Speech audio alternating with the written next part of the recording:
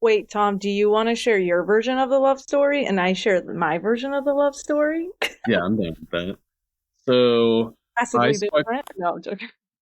I swiped right on her on Bumble. And I would say it's gonna really tie in really well to what we're talking about today. But I was the one more like pursuant, like, come on, just like let me show you how you should be treated, all of that. Even opened her door on the first day of our like date and everything, and she literally told me like, you better keep doing this. If you're gonna do it on the first date, like I would like you to keep on doing it. Don't be showing me like one side and then show it different later. And we went on a date, had a lot of fun, and then took a few months of kind of convincing, and then finally she was like, you know what, why am I going to even like bother with talking to anyone else when clearly you're who I need? And I was like, you're right. So then ended up going from taking it slow to boyfriend, girlfriend. And then not even a year after making it official as a couple, we ended up actually getting engaged. And then we got married only a year and a half after that. And we've now been married for just a little over 2.5 years. That's my short and sweet of it. I love that. When you were saying about like the whole movie, you're like, oh, we might relate to today's episode. I was like, wait a minute, where are you going with this? I was starting to get a little nervous. So yeah, we did. We swiped right. Modern day love story. Okay. Bumble, swiping, so cute. I thought he was cute and dorky, and that was like my favorite thing. But then after we met, we kind of connected a lot on, we had a lot of similarities. What I find crazy though about our love story is the coincidentals of like things that we somehow knew, like numbers always appeared, certain numbers always appeared to us at different ages of our life, like when we would connect about talk about childhood stories. He'd be like, oh, I was also into that. It'd be like the most randomest shit, and I'm like, what the fuck? Like it really felt like we met each other when we were supposed to meet each other. And yes, I was very at the beginning, I will say I was very like sassy, I remember I did tell him on our way to our first date, I was like, just so we're clear, like I have U-turns, you don't, like, if you're in it, you're in it. And I'm like, but I have a choice. I have the option. But I think that's what made him fall in love with me. And I kind of find it funny that, yeah, he was being persistent. And maybe it does sound a little bit like the movie. I'm like, actually, it's making sense. But yeah, now we are married and we got two beautiful dogs. That's our kids, that's our babies. And man, enjoying life together. Hi, I'm Ale. And I'm Tom. And we're chopping off this year's 2026 obsession on Terrorific podcast. How was that? Nice. Do you hate That's it, good. Brandon? Roll I can that. tell the take. All right. No, that's great. That's great. It's unique, Yeah, I agree.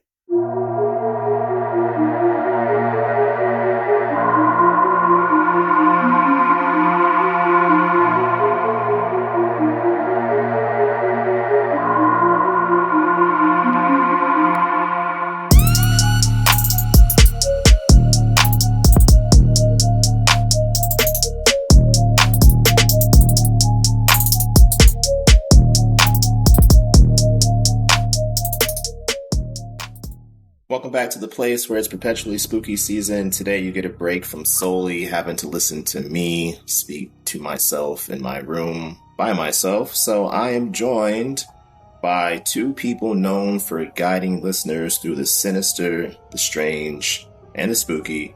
Your favorite deadly married duo and the host of the podcast Macabre Mondays, Alé and Tom. What's up, guys? Hey, we're happy to be here. I want to thank my mom. I want to thank God. For sure. Thank you for pulling up. I've been excited to do this. As soon as I saw Obsession was hitting streaming, Yeah. last week or whatever, I was like, all right, I know I want to hit these two up to try to get here and talk about this. So this is a bonus episode of Terrorific. It is outside of my normal season 4 where we're breaking down Stephen King adaptations, but this movie deserved to be talked about ASAP. So initially we were going to record a month from now, but we had to move that up because this shit is crazy. This shit is crazy. We could not. I could not hold it. I remember immediately. And then when you were like, "Should we really wait a month?" I'm like, I'm picking up what you're putting down, and I'm down. Yeah. Yeah. So why don't you tell our listener about your show, how you got started, kind of the cases you cover, all that good stuff. Yeah. So we've got Macabre Mondays. We are on every Monday, anywhere that you listen to podcasts. We're also on YouTube. It pretty much got started like 10 years ago. I really wanted to start a podcast, but I just didn't feel ready for that step. And I wanted to really do it with somebody, and I could never find the right person, whatever. And then as now, like 10 years later, I'm like, what am I doing? Life is too short. It's something I still want to do. It's been so long. And I pitched it to Tom, and I was like, hey, I'm already telling you all these sinister, strange, and spooky stories. I'm just not recording them. I'm like, this is literally the podcast. And so we started it, and it's something like we do once a week. We talk about all things true crime, any type of true crime cases, really, from like the Roof Man to the most sinister murder cases out there. But then we also talk about like scary stories, urban legends. It could be, we also do this series called Cruise Cabin 13, where we love to cruise anytime we're out cruising. We're recording an episode based on some maritime mystery or some maritime legends, or maybe a cruise cabin murder, who knows. But it's been so much fun creating it, and just being able to destroy Tom's peace once a week, He's the husband, I just drag him along. Every Monday night, I get my peace ruined, and I'm usually having to sit and just go, wow, I was having a really good day, and now I'm having to hear this terrifying story. And I always have to do it like at nighttime. I'm like, the mood's got to be right. We got to put the candles on. We got to it's got to be the full moon. I want him to feel every chill and thrill of each episode. So from swiping on Bumble to being scared every Monday. Yeah, it's giving obsession. It's giving. I gotta say, y'all's cruise cabin series, that's highly unique and also highly terrifying. Like, the deep ocean and deep space are probably the two things that frighten me the most. So I've never been on a cruise. Not sure I ever will go on a cruise, just because I'm not trying to deal with all that. And then when they get broken down and everyone's just stalled out there in a mountain of human shit and all that stuff, oh my god. Are you talking about the same documentary I'm talking about? Mm-hmm. Might be. Yeah. Cruise? Yeah, that is crazy. Big pass. Big pass. You should definitely try it at least once. I will say, I hate the ocean and everything, but just the spookiness of it adds to the eerie of it, Which just makes it even spookier. Yeah, maybe. Until you're covering one of those cases, and you just keep looking out off your balcony at the pitch black ocean, and there's literally not a light for miles and miles, and you just see the waves out there, then it gets a little terrifying. But outside of that, it's a really good time.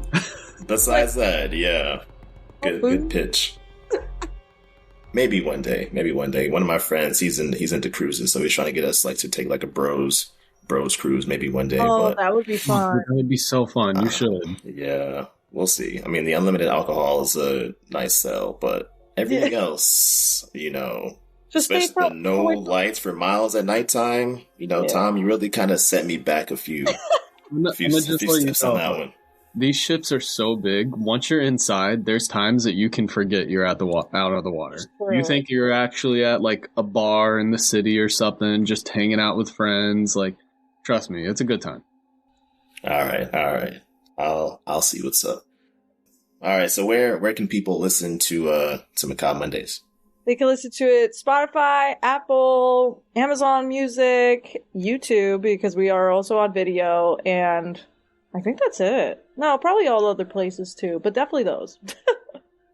And side note, I've mentioned before on here that I'm part of the Creators Collective. So Macabre Mondays, Alé and Tom, they are fellow members of that same collective. So we are a group of independent podcasts and creators as well who talk about spooky shit, anything from paranormal, supernatural, horror movies, true crime, cryptids, all that good stuff. So if you're not already following our group account on Instagram, that handle is at Spooky Pod Squad. So you should check it out and find your next show. All right, ready to chop up Obsession.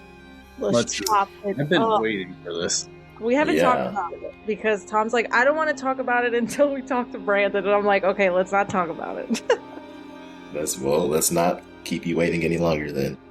So, Obsession was filmed in LA in October 2024 and premiered at the Toronto International Film Festival in September 2025, where Focus Features acquired the distribution rights for somewhere between $14 to $15 million.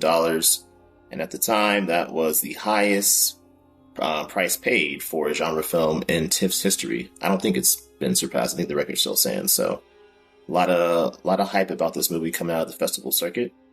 And it was written, directed, and edited by Curry Barker, who got his start as a sketch comedian on YouTube through his channel That's a Bad Idea, which he co-created with Cooper Tomlinson, who plays Ian in this film.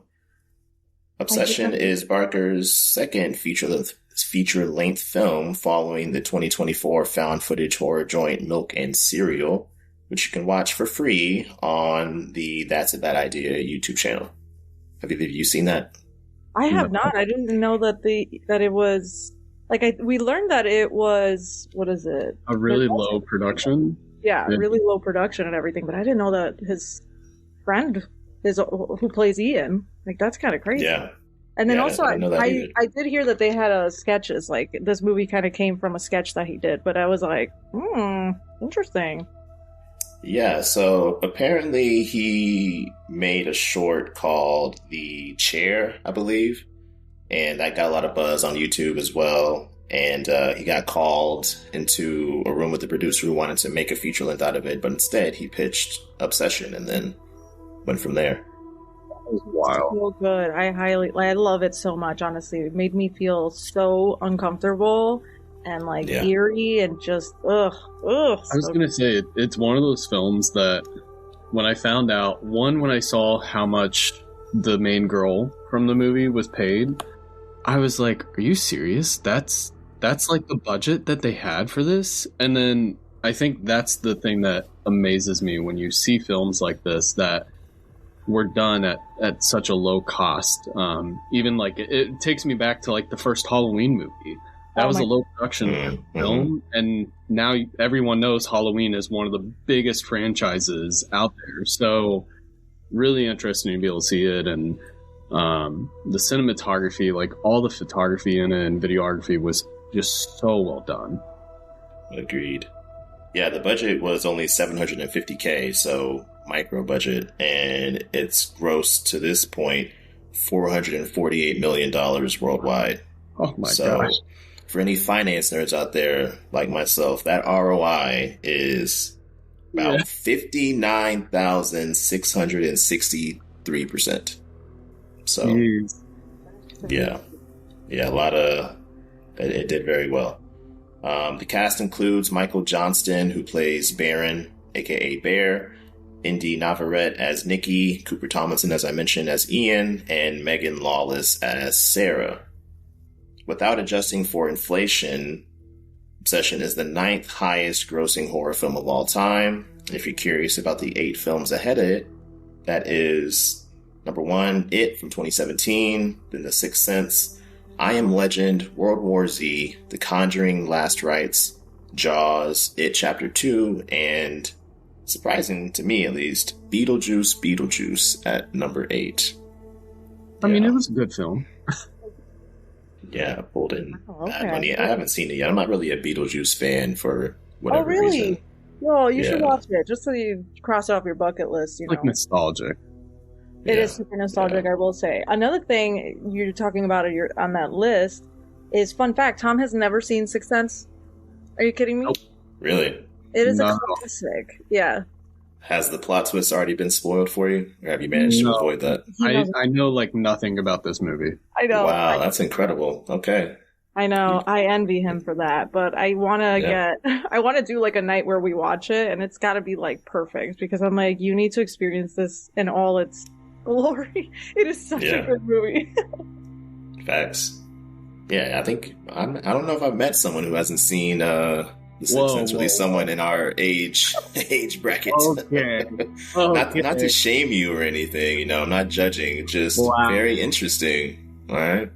Because it came out in 1999, I think. So you've had a while to watch it, but I'm kind of I just didn't watch a lot of movies. I was a big Disney fan growing up. I was I want to watch a cozy movie and then go to bed. Like, that was my childhood. And then I met Ale, and she was like, here, let me ruin your life. And this is what I watch when I go to bed. And I'm like, how am I supposed to go to bed after watching The Exorcism of Emily Rose? Like, what is this?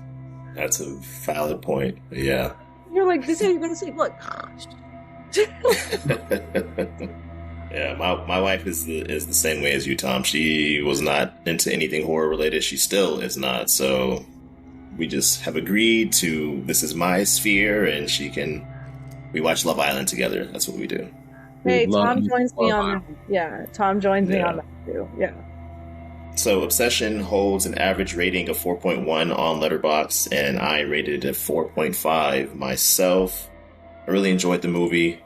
Loved how it was shot. Loved how, like, the score was, so whimsical compared to all the violence that's happening on screen.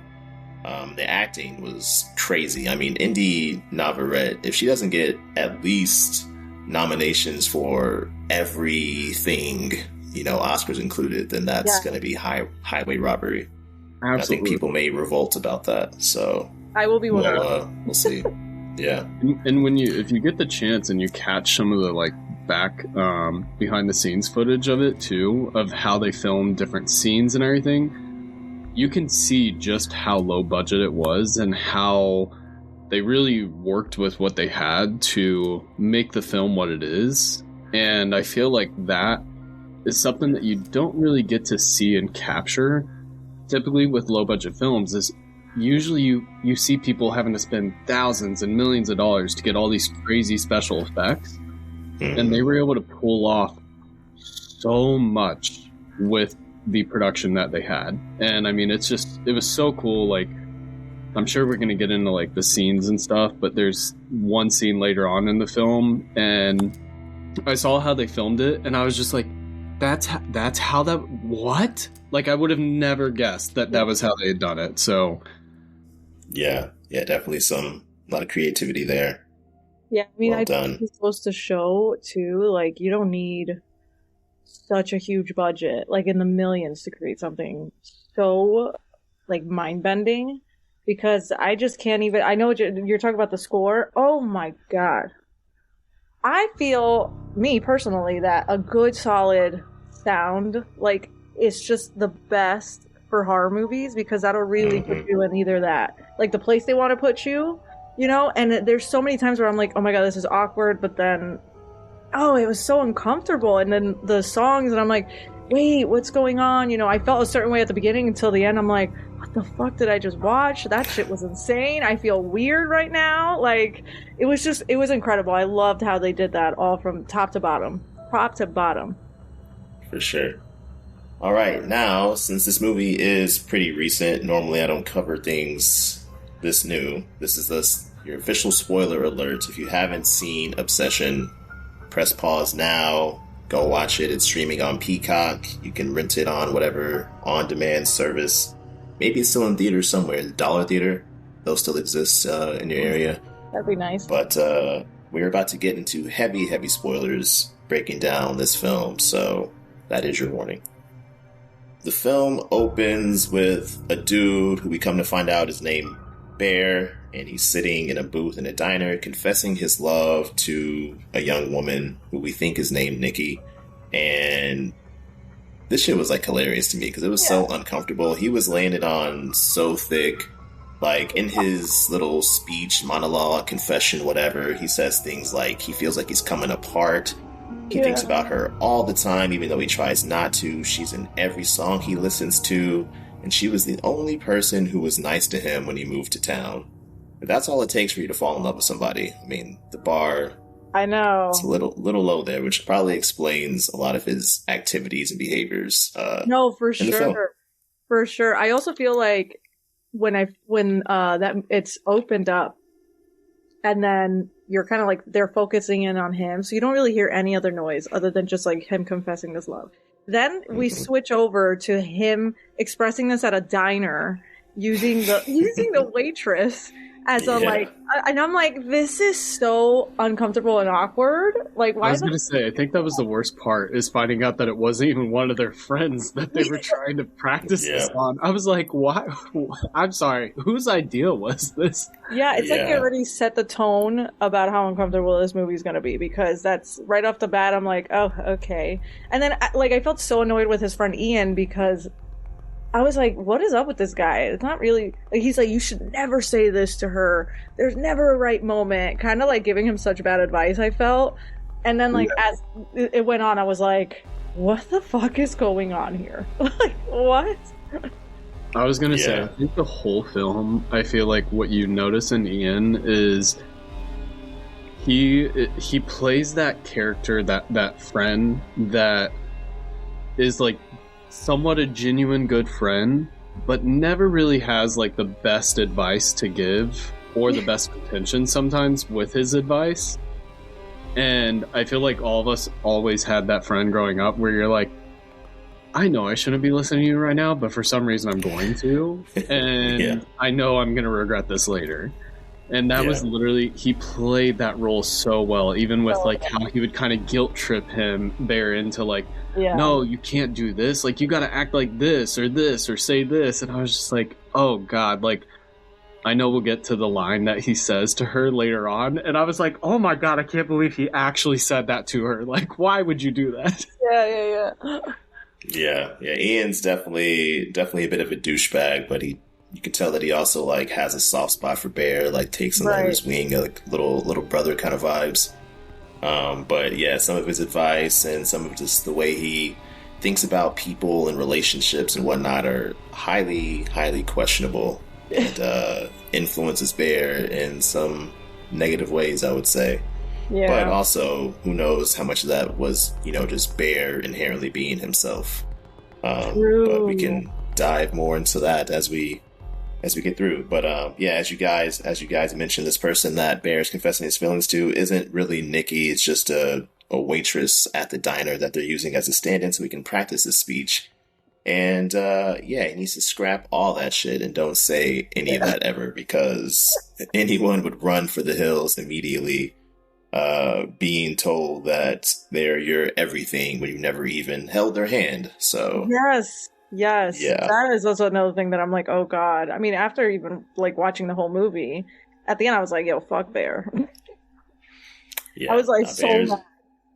He's a piece of shit. So Ian says all that shit is super cringy. Don't do any of that. Don't say any of that. And the server suggests that maybe Bear should get Nikki something nice, like flowers or the kind of candy that she likes. But Ian is like, nah, bro, you got to be way less sappy, because Nikki doesn't like that shit at all. How does Ian know what Nikki likes? Hint, hint, wink, wink. But Ian gives Bear advice that he should try being playfully mean to Nikki, including using her nickname, Freaky Nikki, which she does not like at all. So he's trying to get Bear to, neg her and all that stuff. Which I don't think that really works in this day and age, if it ever did. It was giving like that kid in middle school that like has a crush, like really likes this one girl, but instead of him actually just being honest, he's like, I'm gonna pick on you, and we're gonna fall in love today. Yeah, you're ugly. And it's like, wow, thanks. Bear, Ian, Nikki, and their other friend, they do a weekly trivia night, and Bear says he's planning to confess his feelings the next time they're doing that. But Ian is like, no, please don't fuck up the group dynamics with this shit. Yeah. Which, that's probably the one thing that I was on Ian's side about.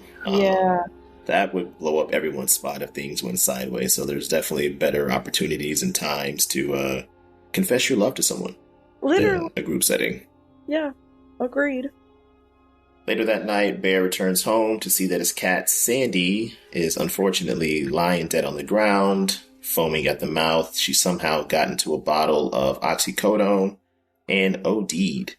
And I paused the movie here because Bear goes into the medicine cabinet when he's putting the pill bottle back, and we see that it was prescribed to Barbara Bailey. He had mentioned earlier that he had lived with his Nana, so she passed away from some unknown illness. but left the house to Bear. So that's where he's staying, in his Nana's house. So Bear cleans up all the stuff and stuffs Sandy's body into a trash bag before the scene cuts to him sobbing in his room. And the camera kind of like zooms in and focuses on a photo strip that he has taped to his mirror from like a photo booth printout. And the first two pics I thought were interesting. It's like Bear and Nikki, but then the third one is those two plus Ian. And body language in this scene or in this picture, we see Nikki like hugged up on Ian, kind of like leaning away from Bear. And while he's like smiling in the first two pictures, this third one, he looks kind of like annoyed and, jealous. So it kind of like lays those seeds for, how things are kind of going to progress from here on out, which is a big reason why I don't like watching movies in theaters, because you can't pause and rewind and zoom in on this stuff. Like, I would have never noticed that if I was watching it live. Yeah, because there's certain parts in the movie where we rewind it in the moment, because we're like, wait a minute, what? Or like just trying to gather like what, because sometimes there's like random shadows and I'm like, is that a shadow? Is that a purposely put shadow, or is this just the movie? Like, what's going on? Okay, and apparently this group of friends, and Sarah's in one of the photos too, so it's a quartet. They call themselves the Bass Clef Bandits, or the B Squad. So cute little squad nickname there. We then see Bear lying in bed in the dark, and he's like doom scrolling through Nikki's IG feed when she calls him, and she asks him what time he's showing up to trivia, and he says he's going to pass, but she's like, no, I wanted to see you tonight because we need your brain. We have to beat some other trivia team. But he didn't hear that other part about needing the brain. All he heard was, I want to see you tonight. So he starts cheesing and he's feeling all happy and like, oh, maybe she likes me too. And throughout this conversation, we find out that they work together. Nikki says that she's going to be putting in her 2 weeks notice. So they're running out of time. So whatever he was planning to do that night, he may want to skip it and pull up. And he's like, you know what? You're right. Tonight is the night. AKA the night he's finally going to confess his feelings to Nikki. Finally. At the trivia, which Ian was protesting against. Yeah, where he was like, okay, I won't do it. And then he's like, I'm going to do it. I was like, yeah. Also, like, you see how sad this man is. Like, Bear is literally crying about his cat, and then randomly he's like,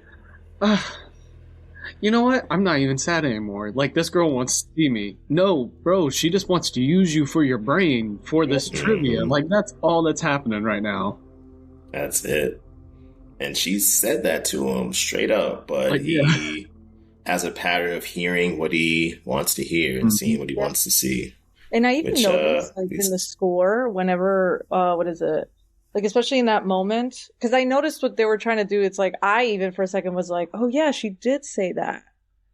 Because as the movie progressed, I was like, oh my God, it's like, he's hearing all these things. But even with the music, like they kind of like, I don't even know how to describe it. They would like zoom in on specific words, or like they would chime in with certain sounds. And I was just like, because the certain music that they were using and sound effects, it felt very kind of lovey-dovey at moments where it's like, you could tell he's like, oh, like it's like he spaced out after hearing that first word. After hearing everything else. Yes. Yeah, they did really good with that, I thought. Yeah, for sure. Before they hang up the phone, though, Nikki accidentally drops her crystal necklace down the drain. So Bear, thinking he's being a sweetie, heads to this like folksy, like mystical kind of store to get her a new one. So he picks one out that's apparently good for attracting good energy and good vibes, but he decides that Nikki will hate it. He then sees a little mystical section on the wall that has things like voodoo dolls and something called a One Wish Willow, where you can wish for one thing and it will come true. So, quick question for y'all. If y'all had a One Wish Willow, what would you wish for? That's a good question. I'm not gonna lie. I've been thinking about it a lot actually since I watched the movie. But the problem is that, you know, you got to be careful what you wish for. This is really a cautionary tale of that. So I'm like, every time I try to think about what I would wish for, I think, damn, I gotta be super specific. Super specific if I'm gonna wish for something. I don't know exactly what I would wish for, but I think it may have something to do with never having to work a day in my life. You know what I'm saying? That's a fair wish. Yeah. You know what I'm saying? See, I'll be honest. I would literally keep that thing back in its box. I would not. I don't think I'd be able to even pull it out, because I even recently, right after we saw the film, I saw a video. A guy made a short about it, and you see the guy, and he's like, kind of literally your wish, Ale. And he was like, I never want to work a day in my life, but I don't want to be homeless or like be left on the streets. But I also don't want to do this. And he just like kept getting super specific with everything. And then all of a sudden he snapped it and he turned into a cat. And I was like, see, that's exactly why I would never want to like snap anything like this, because with my luck, I think, okay, I've covered every basis that I can possibly think of. And then all of a sudden I'd like be some goldfish. I'd be like, what just happened? Or like a rich family and they're always feeding you and you're never homeless and you're very well taken care of. I know. That's what I mean. Like, you gotta be so specific, but I'd be so, I don't know. Now I'm looking at them like, I don't think I'll fuck with that. Yeah, that's a fair point. I was gonna say I would wish for like infinite knowledge, with the caveat that like possessing it wouldn't drive me insane. And then from there I could use that to like invest things, create things to get all that money, win Nobel Prizes and whatnot. But yeah, with the specificity aspect, I guess I'd have to say, a lot more than that. So you're probably right, Tom. Leave it in the box. Leave it in the box. Leave it in the box. But Bear, he goes to the checkout counter with the One Wish Willow, and the cashier is like, oh, you don't want a crystal anymore? And he responds with, no, I like this. And I think that word choice was intentional, showing that Bear cares more about what he likes or wants than what Nikki likes or wants, which of course becomes a recurring theme and problem in this movie. The cashier tells him that the One Wish Willows have been pretty popular lately because everybody wants a wish. And Bear's like, oh, it's not for me. And she's like, okay, well then make sure you don't come back complaining. And Bear's like, what do you mean? Like, do people come back and complain often? And the cashier says that some people treat them like a collectible and they never open them. Smart people, like Tom here. But other people, they do use them and then end up coming back and complaining. And Bear wants to know what they complain about. Is it because they don't work or because they do work and it ruins their lives? Ha ha. And the cashier does not laugh at this, just looks at him very seriously and says, yeah, or they die or wish they were dead. Bro literally has like his entire future laid out for him right here. Every warning possible given to him, but he doesn't take it seriously. Yep, and the foreshadowing was like crazy.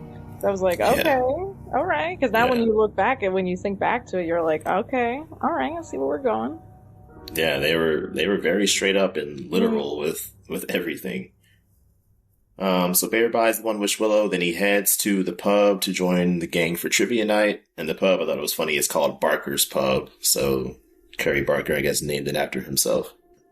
They're sitting at the table while Nikki and Sarah chat about how Sarah's trying to get into art school, while Bear is kind of like making eye contact with Ian, trying to get him to go and take Sarah somewhere else so he can confess his love to Nikki.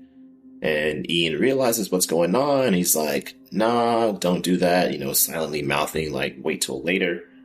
Nikki says she's going to go up to the bar to get some shots. So Bear goes with her to try to take his opportunity to be alone with her.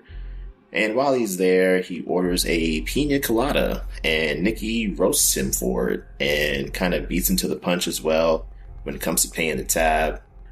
I think there are a lot of dudes in this instance who would feel like emasculated, and I feel like Bear, based on his body language, suggests that he's one of those dudes. Yep. He tries a couple of times to segue into his love confession, but he keeps getting interrupted.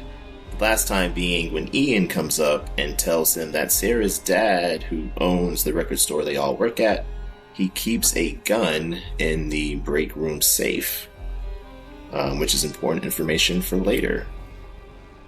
Sarah walks up as well, and Bear makes a toast as they take their shots, and he makes a toast to Sandy.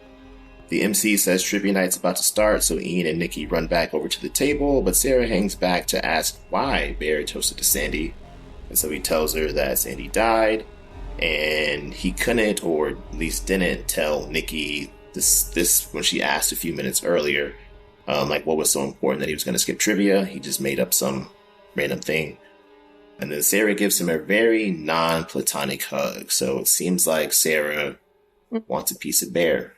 Like, and I'm sorry, at least from my perspective, this whole film, I'm like, Sarah is clearly the right match for you, my boy. Mm-hmm. She doesn't judge you for who you are. She actually seems like she wants to be around you. And she's literally there in your dark moments. But, okay, just ignore her. Like, what? Yeah. I was getting so annoyed the whole time. I was like, dude, look, open your freaking eyes. She's right there. That's who you need to be with. Yeah, it's so true. Which kind of just leads into the whole, it's all about what he wants. He doesn't, if he's got his eyes, he's really the one obsessed, if you think about it honestly, because the fantasies, the whole just hearing what he wants to hear and everything, it's insane. Yep. You can lead a horse to water, but you can't make him drink. That's right. What's that other one? They're like, you could teach a man a fish, but something about not eating the fish. What is it? Something like that. No, that's totally wrong. Totally wrong. Something like that. That sounds like a remix to me. Yeah. Oh, God. Okay, so trivia wraps up, and there's talk about hitting karaoke, but Nikki wants to go home. She doesn't have a car, though, so Bear offers to drive her home. And Ian tells him to get his girl home safe, and Nikki literally responds with "ew" being the first word out of her mouth. Ew, don't say that, or don't say it like that. And this movie could have, and probably should have, ended right there if Bear was a normal person. But on the ride to Nikki's crib, they're talking about how she's quitting her job so she can focus on writing a novel. She says she needs a big life change because she's not feeling love at the moment, and she needs it, and she needs to if she wants to write a love story. And Bear's like, okay, so you're working on a romance novel? And she says, no, it's a love story. And he asks, isn't that the same thing? So prior to this, I don't think I would have made a difference either between a romance and a love story. I ended up going to Google though to see what the difference was according to the actual definition. So a romance is the romantic relationship is the primary plot and main point of the entire work. If you remove the romance, the core story breaks down. Meanwhile, a love story, the narrative focus can be broader, such as personal growth, a historical event, or a family journey, with the love element acting as a subplot or emotional backdrop. So by that definition, I think Obsession, this would be a love story. This would, yeah, actually. So Bear tells Nikki that he got her something, and again, she responds with "ew," saying that makes her nervous. We're like, why does it make her nervous? And he's like, I don't know. That's kind of an odd reaction. Like, bro, read the fucking room. She's just not that into you at all. But he's not to be deterred just yet. So they pull up to Nikki's house, and she asks him if he has a crush on Sarah, because Sarah's into him. And nothing says friend zone more than your crush trying to play matchmaker with you and someone else. Again, read the fucking room. Yeah. But yeah, bro says YOLO, and he tries and fails a couple of times to get his confession out. Eventually, he throws a Hail Mary and busts out the Freaky Nikki nickname as she walks away towards her house, which gets her to turn back and being like, hey, why'd you say that? I don't like that. What the fuck? And he's like, oh, sorry. He's all sheepish or whatever. And Nikki just takes the ball, into her own court, or takes the control from Bear. She's like, she confronts him, asks if he likes her, because if so, now is the time to tell her. But he punks out and says, no, I just think we're good friends. And she says, okay, that's good. Bye. Again, just not that into you, bro. Yeah, but he's like kicking himself. It's like, fuck, like I should have said something, blah, blah, blah. So he busts out the One Wish Willow, wishes that Nikki Freeman loved him more than anyone else in the fucking world, and he snaps it. So Nikki had been walking into her house, but now he sees her just standing on her porch, frozen, watching him before walking back to the car, and she tries really hard to invite him inside or get him to come inside. And she's behaving very strangely. She says things like she just lost her cat and that her dad is dying, and eventually she hops back into Bear's car and they head back to his place. She gets into bed and asks him to sleep with her so she doesn't have any like nightmares or she's not in her head all night about her dad. And he reluctantly, I guess, not really, I guess shyly, gets into bed with her. And she takes her top off and cuddles up to him, and he's all like, oh my goodness, this is crazy. And the lighting choice here I thought was interesting because like she has a soft light on her face, but he's kind of like in the shadows and he looked like a corpse. He did. Yes. Yeah. So this is really one of the last times we see Nikki like in this soft light, because after this she's mostly the one in the shadows, which kind of mirrors how her character arc declines, I guess. Yeah, because it's even kind of like she's losing the light herself. It's just so... Yeah. And like then she started, I mean, her being more in the shadows after that, it gets even creepier because like anything she does, you're like, okay, this is so... It's giving like Uncanny Valley. It's like, oh, what's going on? Like it's kind of uncomfortable. And even like the minute that he snapped the One Wish Willow and she turned around, oh my god, everything changed. Like where it showed her on the porch and she's like this silhouette, and I'm like, okay, like this is getting a little, it's getting eerie, it's getting uncomfortable. Even the crying. Yeah, oh my god, the cry. When she was like, she was on the dashboard, she's like, ah, ah, ah, ah, ah. I'm like, oh my god, what is going on here? That's scary. Yeah. So Nikki kisses Bear and they start making out before she very abruptly is like, what the fuck? And like scrambles off of him. And she's all freaked out, which then freaks Bear out. And she's like, oh, I'm sorry. And he's like, you don't have to be sorry. You just made me feel like I did something you didn't like. Like there's a certain self-awareness there without really being aware of it. And it's just crazy because you're exactly doing something that she doesn't like, bro. You're forcing her to be in love with you, but he still hasn't made that connection yet. And I was gonna say, I think that exact moment also kind of gave just a little bit of light of what was happening within Nikki. Like that, the minute that happened, I was like, instantly I was like, wait, what? No, that seemed like there was a switch there for a split second. So it was interesting. It reminded me of like when you see like possession movies and stuff. Yeah. Oh my god, like she's possessed. Because that's kind of like the vibe it was giving until it periodically got worse. But even like her saying, what is it? Yeah, when she like backed away from him. And then the fact that he's like, why are you acting weird? Motherfucker, are you kidding me? Like, you literally just made her obsessively fall in love with you, and then you're like you were acting weird before she was acting weird, so how about we talk about that? Yeah, he often points the finger at her and other people for situations that he himself created. But Nikki says it was a panic attack, and she starts sobbing, saying she's so lost. Eventually, she falls asleep, and Bear hops online to search if One Wish Willows actually work, and the results are mixed, so he kind of just dismisses it. Once they fall asleep, Nikki ends up being out of bed whenever Bear wakes up in the morning, and he walks into the kitchen to see that she's laid out some kind of like a memorial with candles around Sandy's dead body that she's taken out of the trash bag. And he's like, this is a little bit weird, but he's still not like really acknowledging or heeding these red flags. No, because he's just like, his dream is coming true. His wish. Oh my god, she finally loves me.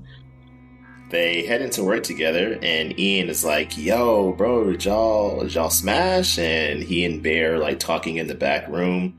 And this entire time they're talking, Nikki is staring at them from the whole time from the register, but she's kind of like in the background, so she's not in focus, but you can see that her head is just turned unmoving watching them. And Bear tells Ian about Nikki's dad having cancer and how it seems to be really affecting her and making her act a little crazy, which Ian says seems weird because they don't really have a relationship, she and her dad. Bear then tells Ian that Nikki was kissing him, wanted to cuddle and sleep with him, and Ian asked if he did it because if so, that'd be fucked up. And Bear lies, saying that he slept on the floor all night. They end up chalking everything up to Nikki being on Molly, and they kind of move on. Ian drives Nikki home after work, but she ends up knocking on Bear's door.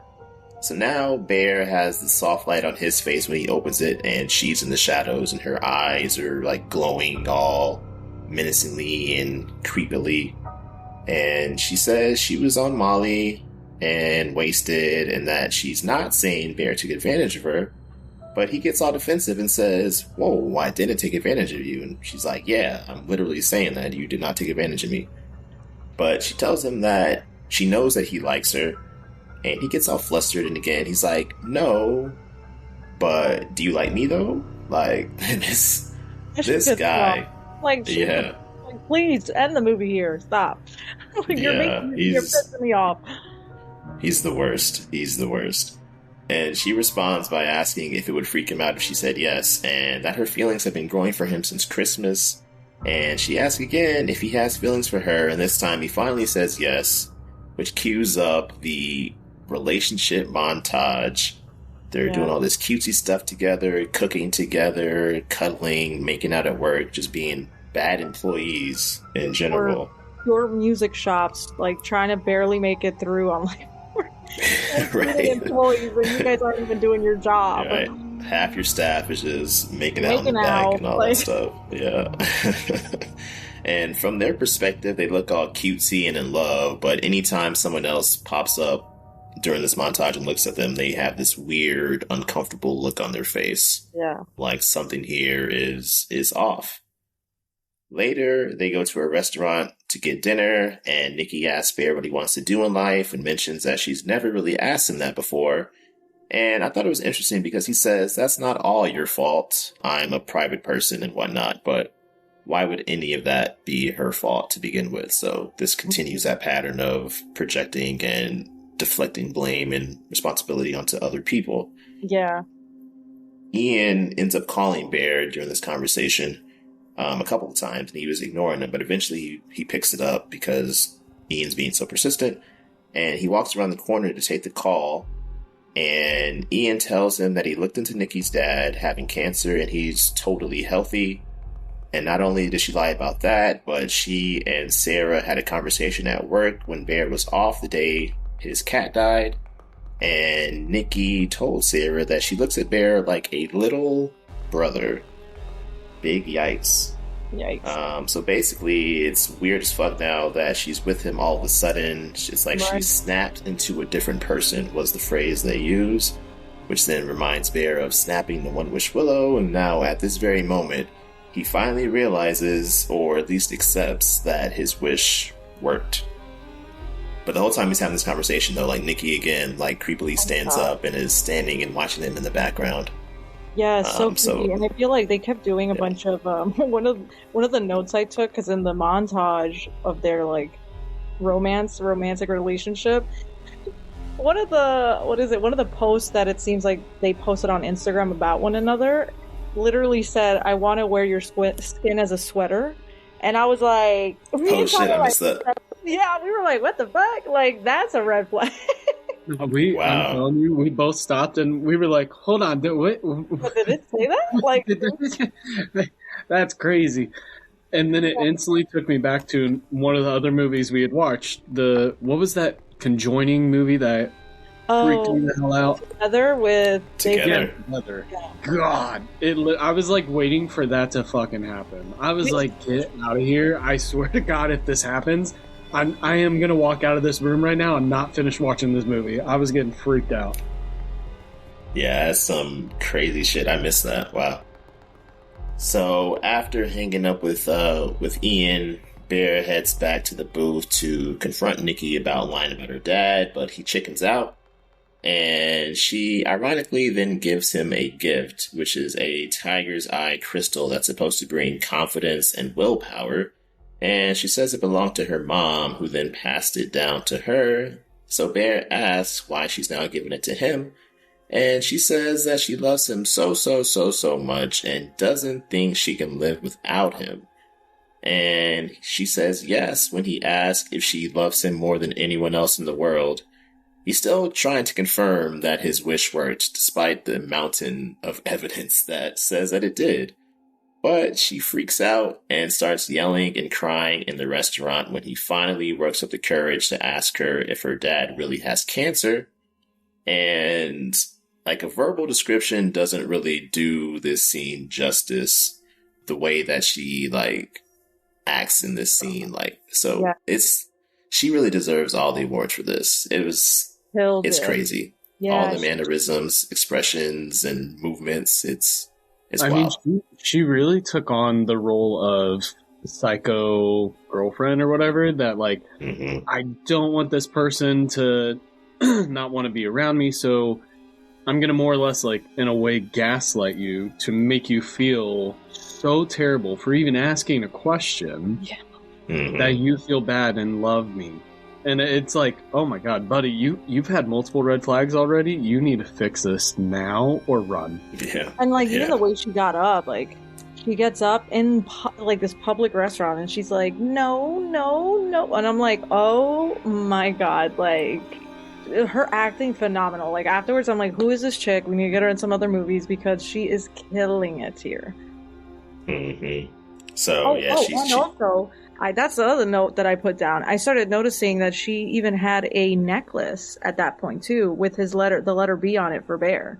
And I'm like, it's like showing these like little nods of like how she is so in love with him, and that even the way she said that, I love you so much. That's exactly how he wished it too, where he was just like, I hope he was like, I want her to love me so fucking much or something, more than anybody in the world or something. I'm like, chef's kiss. The scripting, tight.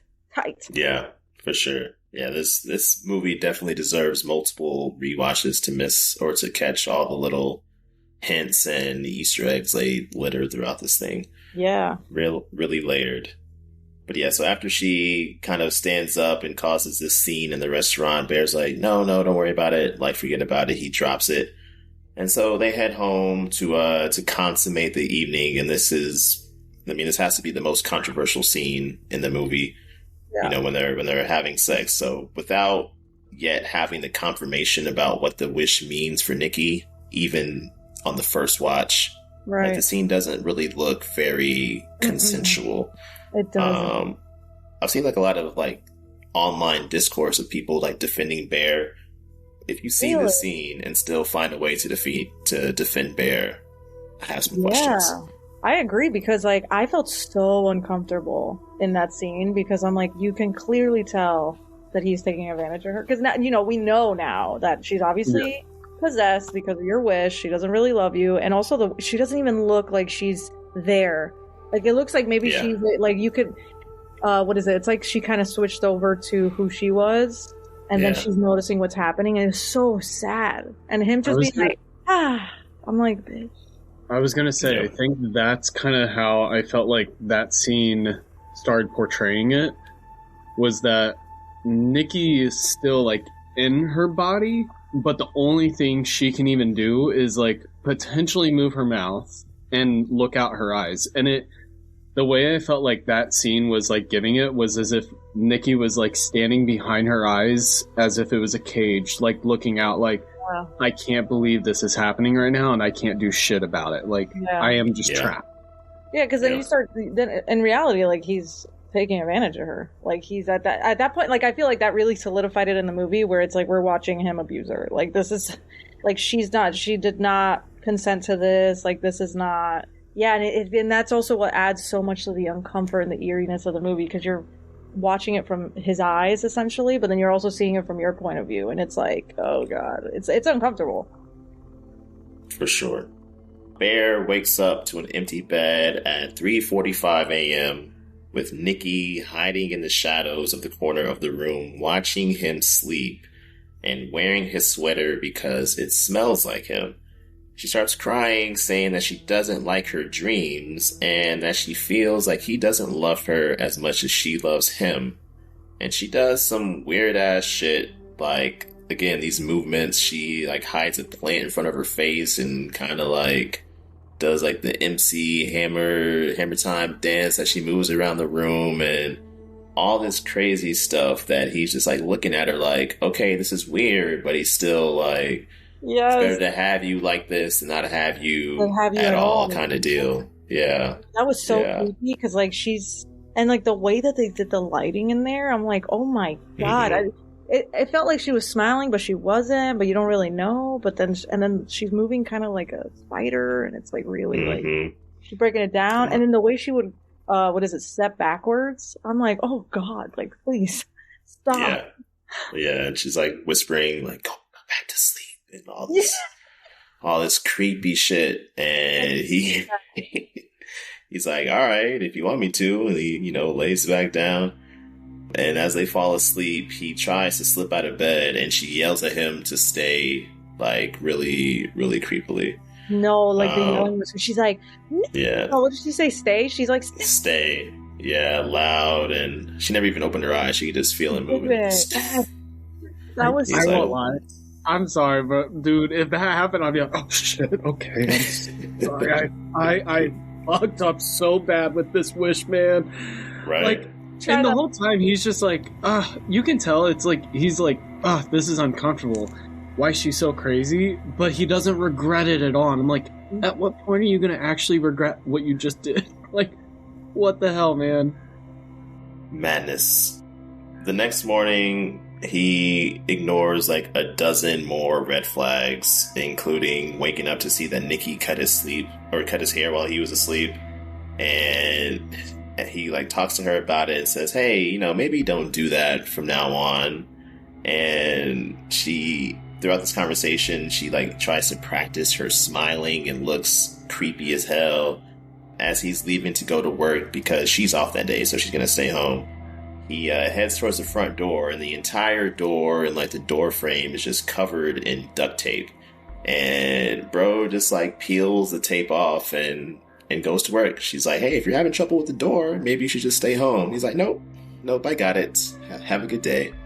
And he leaves. Like, he's literally like, yeah. I'm like, dude, what the hell? And even when she was on the couch, and he's like, all right, you stay here, I'm gonna go. It's like he was trying to reason with her, and I'm like, what? Like, this is what you wanted, right? Like, what? You could tell he thinks, well, you know what? I'm just gonna tell her to stop being creepy, and then we can just live the beautiful life that I wanted to live with her, like where she just loves me and is obsessed with me, and then I could just go to work and unduct tape my duct tape door. Like, that's normal. Yeah, he's crazy. He is super crazy. Yeah. And as he leaves, she was standing on the rug and like telling him bye or whatever, and she continues to stand there unflinchingly with that crazy ass smile on her face, and we hear liquid begin to patter on the ground as she pisses herself. The scene then cuts to Bear at work. He's sitting with Sarah, and Nikki had packed him a lunchbox for the day, and so he opens that up, and inside there are two Polaroid photos in there. One of them is a picture of Bear like walking around the house, but it's a candid and it's like weirdly elevated, like it was shot from like the ceiling. And the word "you" is written in Sharpie at the bottom of it. And the second Polaroid is a selfie of Nikki laying in bed next to a sleeping Bear. And the words "not me" are written in Sharpie at the bottom of that one. So this is another clue that Nikki is not the one in control of her body. And Nikki made Bear a sandwich, and he takes a big ass bite of it as he confronts Sarah about the conversation she had with Nikki about putting him in the friend zone. And Sarah just thinks that it's weird that they're like super dating now out of the blue after all of that. And they kind of change the subject because she's back on her art school stuff. She had just gotten a rejection letter. Her dad comes in and brings it to her. So now she's down about that. She only has like one option left. So she sits down next to Bear and they kind of cuddle and she leans on him and he's trying to like console her or whatever. But she gets a whiff of his sandwich and says, "Hey, your lunch smells weird." Oh. And then she snatches the little note that was taped to the top of his little Tupperware box and it reads, "What's the verdict? Cat." And she's like, "What does that mean?" And Bear's like, "Oh shit," like his look on his face. He's like kind of starts to dawn on him. And he looks down at his sandwich and we see Sandy's furry little paw sticking out. So he took a big old bite of some cat sandwich, and like not just cat sandwich, like decomposing cat sandwich. Yeah, like it didn't look cooked at all, which raises some questions about Bear. Like you should have smelled this immediately, should have tasted this immediately, but he was just chowing down.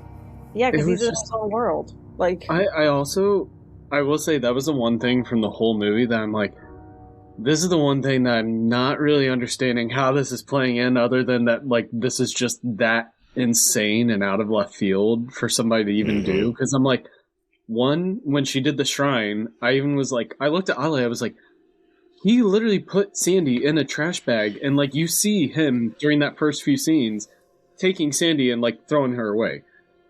She got Sandy out of the trash, brought her out, and then I'm assuming he must have thrown her away again after the shrine. So I'm like, why is it that this is the thing that she's doing? And also, like, why is this how you're going to show Bear that you're obsessed and in love with him, is by cooking his dead cat? Well, not even cooking, but just chopping it up and being like, here's a sandwich. I know you'll love getting to eat your cat that you're so sad about. Like, what the fuck? Yeah. I mean, it's not rational. It's not rational for sure. So after he takes this bite or realizes that he was eating Sandy, he ends up throwing up in the trash can. And Sarah and Ian are like, "Yo, what the fuck? Like, you okay? What's going on? Like, what does this mean?" And he's just like, "Oh, it's just an inside joke." Let's move on. As work ends, Ian's car's in the shop, so Bear ends up giving him a ride home. And Ian takes this opportunity to confront Bear about Nikki. Like, what's going on? It doesn't make sense how 1 second you told me she was having this mental breakdown about her dad, and now all of a sudden y'all are like basically living together and all this crazy stuff. And Bear just like deflects from this and brings up how Ian is having a house party that night but didn't invite them. And Ian didn't invite them because it seems like Nikki is going through some stuff and Bear is taking advantage of the situation, and like people are starting to talk about it and how it's a bad look. But Bear's like, "Nah, bro, she's the one all over me," which I don't really see how that's a defense or disputes what Ian is saying. Like, you're still participating in that, but he doesn't see that. He thinks that things are just happening to him. And Ian's like, "All right, fine, you can come, but you can't bring Nikki. If the relationship is really as healthy as you say it is, then she shouldn't care about you having a boys' night." So he says, "Okay, fine." But when he pulls up to his house, he's like sitting in his car practicing what he's gonna say to Nikki, trying to get all the stuff right. His firm voice down, like, "Nikki, I'm going to this boys' night, okay?" But he ends up like the One Wish Willow. Whenever you first open the box, it like chimes or whatever. So his Willow chimes out of the blue. So he pulls out the box and notices like the customer service number on the back of it. So he calls it and reaches whoever's on the other end, who doesn't really sound like a professional person at all. They sound creepy. He's like, "Hello," and Bear's like, "Happy hello, breathing?" is this? Yeah. Is this the One Wish Willow manufacturer or whatever? He's like, yeah, bruh. He's like, "Well, I kind of want to alter my wish." And the dude's like, "That's not really an option. We don't do that."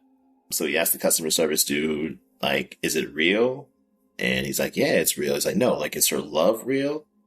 And the dude says, "Just because you chose this for her doesn't make it less real." And Bear's like, okay, then I want to cancel my wish, but that's not an option either. And so the customer service rep tells him that the wish will only go away when Bear dies. And Bear's like, let's not get, too rash here. Yeah. What other options are there? And like, what's up with all this weird shit that she's been doing? And the service guy asks, like, if Bear wants to speak to Nikki. And then we hear her screaming in the background on his end of the phone until Bear uncomfortably hangs up. So Nikki is trapped somewhere. Mm-hmm. Which, if I recall too, at the beginning of the phone call, he literally, as they're like having that awkward, like, are you the customer service? Because the guy's like just so nonchalant. Yeah. And then I remember he was like, oh, you want to cancel your wish? So I'm thinking, like, the minute he said that, I was like, oh, cool, he'll be able to cancel his wish. And then that's when, like, Bear got all upset and was like, then why would you even ask? And he's like, oh, I mean, you read it. Like, you just can't do that. Like, we don't do that, man. I was like, yo, this is, like, the best scene ever, because it literally sounds like you just got, like, some stoner that's the only guy working customer service overnight. Yeah. And he's just like, yo, what's up, bro? Like, and Bear's like freaking out, and this guy's just like, yeah, I mean, you're just screwed, bro. Sorry. Bear heads inside to find Nikki still standing in the exact same spot she was when he first left for work, and now she looks absolutely disgusting. She's covered in puke and piss and like all sweaty, and the carpet is squishing and sloshing as she walks over to him to welcome him home. And he's like, what is going on here? And she's like, oh, I'm sorry, I'll go take a shower. And as she's doing that, Bear like kind of cozies up to the door and it's like, hey, just want to tell you I'm going to a boys' night all alone.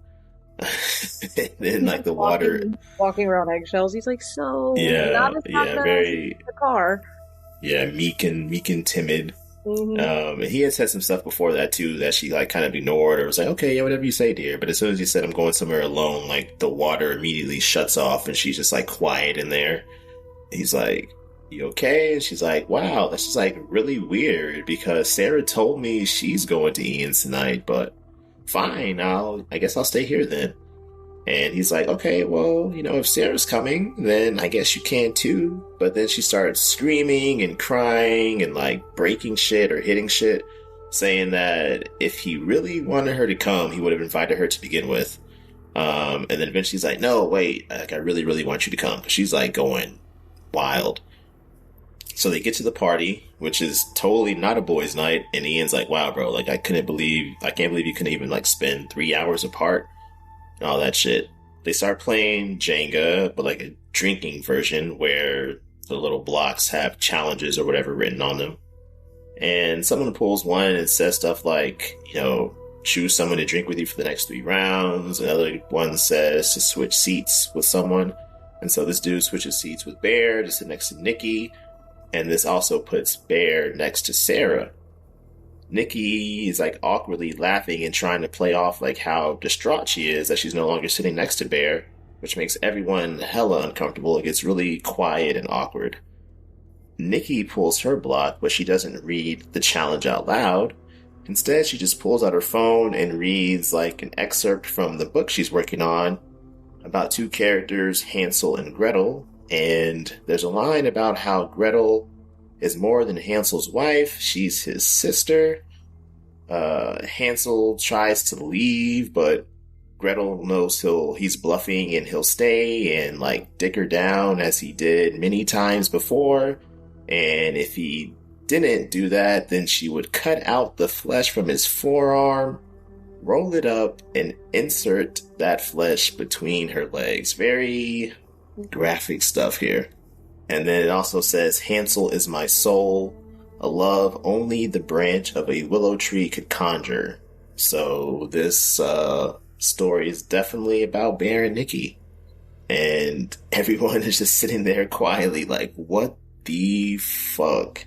Super awkward, super uncomfortable. Bear is also just like kind of like looking kind of ashamed and also awkward. but also like he kind of likes it too. It's a mix of stuff and emotions. Bear pulls his block, and his challenge is to kiss the person on his left, which is Sarah. Nikki stands up, walks over, and she pulls Sarah's chair backwards, like scrapes it on this wood, all loud. Again, everyone else is just like sitting there quietly and awkwardly. This is also the part where, if you've seen like the trailer or posters and that creepy like pouting face that Nikki makes, it happens in this scene. And she moves Sarah out of the way and then takes her place next to Bear to get the kiss, and he gives her like a quick little peck. And she says, "No one on earth will ever comprehend what it feels like to love someone as much as I love you." And then she announces very loudly to everyone in the room that they will die without ever feeling such a strong connection like she has with Bear. And everyone's just like, what the fuck? But Ian breaks the awkward silence, by saying, "Okay, anyone want some Jello shots?" At that point, I would have left that damn party. I would have been like, I don't know what the fuck is going on here, but somebody's done died. Like, I'm out. Yeah. They stopped the music, like they stopped the music in the movie, so you could feel you could hear a pin drop in there, and it just made everybody there like, okay, yeah, Jello shots. I'll take one. Mm-hmm. And then Nikki snaps and she starts screaming, "It's not me! It's not me!" before grabbing an alcohol bottle and smashing herself in the face a couple of times. And everyone's freaking out, like, "Yo, Bear, you need to take her to the hospital, blah, blah, blah." And Bear's just like sitting there, not moving in silence. They're like, "What the fuck is wrong with you, bro? Like, get up and do something." Eventually, he does get up and takes her to the emergency room. And I wasn't entirely sure what was happening here. Maybe, it seemed like the attendant like wouldn't admit Nikki, or she wasn't getting out of the car. Maybe, I don't know. There was like some kind of argument going back and forth between that person and Bear. So the only thing that I thought was like maybe since maybe they couldn't admit her unless she wanted to be admitted, and at that point she probably was no. And then he's like pleading with the nurse, because at first I was like, "Yo, but if you take her to the emergency, like, take that bitch out, like grab her ass, bring her in the hospital, because she needs to be seen." I was even curious how they were going to go with it in the movie, because I'm like, okay, now she has to go to the hospital, so what is it? And then I'm like, damn, low budget. That was so good. Good. So they just end up going back to Bear's house, and once they're there, Bear's basically like, "Okay, like that was super fucked up and like not normal. Why can't you be normal? Why can't you just act like Nikki?" So part of him knows that this isn't really Nikki. And he actually asks, like, does Nikki like me? Is Nikki happy? And speaking to her like in this third person kind of format. And Nikki, I guess we should start calling her like Wish Nikki. She insists that she can be Nikki, but Bear says the love isn't real. But then he goes right back to being delusional and says he loves her when she says that she loves him in every reality. So he's trying to be like this hopeless romantic kind of guy, I guess. Part of me felt like maybe he was saying that just because he was worried if he doesn't reiterate it, maybe she'd start freaking out again. Mm-hmm. And so I was like, maybe he's just like... Because even when she was stabbing herself in the face with the bottle, he was just like sitting there, and you could tell it was like he was numb. Clearly a toxic relationship where the other person's like, "I don't care what fucking happens to her at this point. Like for all I care, take yourself out. Like, thank you." And he's such a wimp. I just can't. Like the whole time, which I was so shocked that of how he was, because it's like, I feel like that was the first time he actually accepted out loud, like when he referenced her in third person. I'm like, oh, like he accepted out loud that that's not really Nikki. Like he wants a real Nikki, not Wish Nikki. And I was like, oh shit, okay, so like we know, like you're aware, but then you continue to just act like nothing is happening. It's sick. I can't. Mm-hmm. Then Nikki does like some freaky shit when she moves and like speaks in reverse, and Bear freaks out again. and he thinks they should sleep separately tonight. She says, okay, and then she goes to the kitchen and, like, rattles around in there, and then I think she grabs a knife, or we see, like, a silhouette of a knife, because she's standing, like, in shadow, and she chillingly, but, like, poetically describes how she'll slip into nothingness if he doesn't sleep with her, or he can stay, so he does, so basically describing how she'll kill herself. Right. And on that note, if you or anyone you know is struggling with thoughts of self-harm or suicide, please call or text 988 ASAP to speak with someone. You are not alone. You don't have to suffer in silence. Please get some help if needed. Bear then gets a text from Sarah at 2:42 a.m. about how she needs to tell him a few things, and she's waiting for him at the park. And if he doesn't come, then she'll come to his house, which that's kind of doing the most. Yeah, literally, definitely doing the most. So, I mean, Sarah, not to say she deserved what's about to happen to her, but also, you know, choices were made. This conversation probably could have waited into the morning, and you could have had some backup there or whatever it may be. Right. But hitting up your friend's boyfriend, or at least he appears to be your friend's boyfriend, at 3 a.m. to meet you at the park, it's kind of sus behavior. Yeah, sus as hell. And even when he got up because he was going to leave to go meet with her, when he got up, then real Nikki was able to talk. Yeah. So Nikki is asleep, or wish Nikki is asleep. So Bear slips out of bed, and as he's creeping towards the door, she calls his name. Like you said, it's the real Nikki. Mm-hmm. She begs for him to kill her. Says that wish Nikki is sleeping, so now she can speak. And this motherfucker Bear asks, "What's so bad about being with me?" Real Nikki says, "I've never been with you, Bear." But he just backs out of the room and leaves her to continue tearfully begging for him to kill her. She's literally saying, please, please, please, please, please. Yeah. Clearly suffering and all that. Awful. Lost all respect completely. Already had almost no respect left for this man. And then at that point, I was like, wow, you legitimately don't care. Like, you are the most selfish person in the world. Yeah, and I also feel like that moment of him walking away, like, she's begging him, and then she's also like, I've never been with you, like, confirming, like, this isn't me, clearly, you know this, like, please help me. But then him just walking away, I'm like, you didn't even care for her as a friend. Like, you guys were this group, this posse. I'm like, you don't even care. Like, at that point, it feels like he really is just using her just for that, because he just wants to have her. And I'm like, terrible, like, fuck you. That's how I felt. Yeah, she's just possession at this point. I guess always has been, but it's really drove that point home. Yeah, definitely a piece of shit. Horrible, horrible dude. So again, for anyone who finds a way to defend this man online, to sign your name to your opinions publicly, while this dude is going around clearly not caring about her, you know, sexually assaulting her, let's call it what it is. Yeah, that's just wild shit. And that in itself already is, I'm like, what a horror movie. Like, damn. Yeah. Like, all the elements of this love story, this sick love story is, like, insane. Yeah, there's always those debates about, like, what qualifies as a horror movie and all that stuff, like sci-fi, or like, is Jurassic Park a horror movie? Which I think it is, side note. Oh, I never thought of that.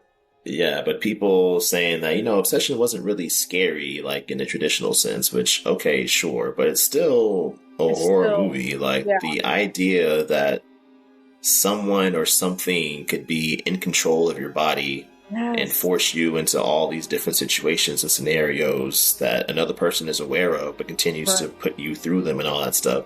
That sounds pretty horrifying and terrifying to me.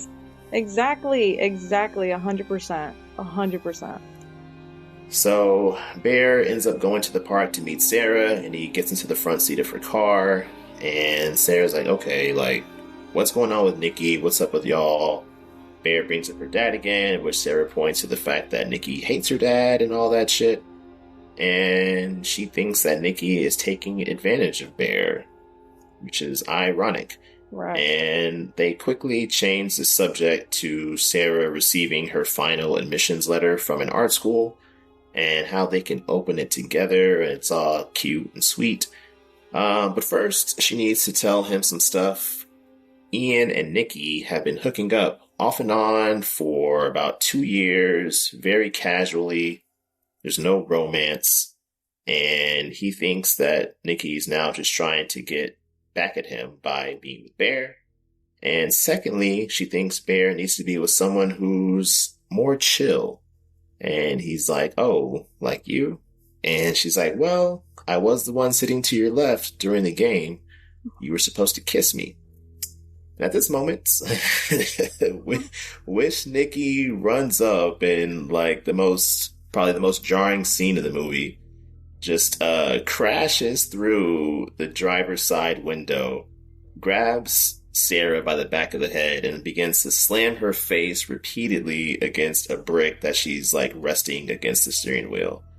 And Bear just kind of like sits there in shock as he's splashed with blood and face goo and all that shit. Like, they show for a $750,000 budget. I mean, the practical effects here were like crazy good. Like, Sarah's face looks like a sloppy Joe. It is. Yeah. And it was wild. Cool. There's a behind the scenes of how they filmed this scene too.